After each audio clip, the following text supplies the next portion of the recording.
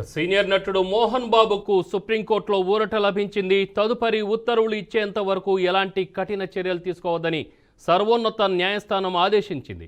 Media ప్రతినిధిపై దాడి కేసులో ముందస్తు బెయిల్ కోసం మోహన్ బాబు ఇటీవల సుప్రీంకోర్టులో పిటిషన్ దాఖలు చేశారు.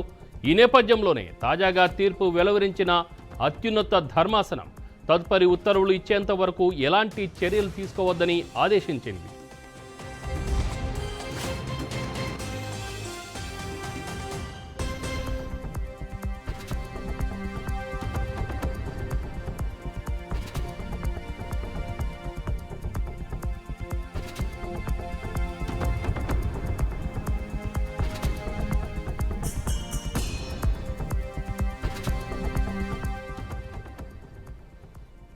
బ్రేకింగ్ న్యూస్ చూస్తున్నాం. సీనియర్ నటుడు మోహన్ బాబుకు సుప్రీంకోర్టులో ఊరట లభించింది. తదుపరి ఉత్తర్వులు ఇచ్చేంత వరకు ఎలాంటి కఠిన చర్యలు తీసుకోవద్దని సర్వోన్నత న్యాయస్థానం ఆదేశించింది.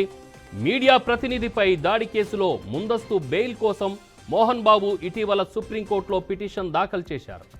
ఈ నేపథ్యంలోనే తాజాగా తీర్పు వెలువరించిన అత్యున్నత ధర్మాసనం తదుపరి ఉత్తర్వులు ఇచ్చేంత వరకు ఎలాంటి చర్యలు తీసుకోవద్దని ఆదేశించింది.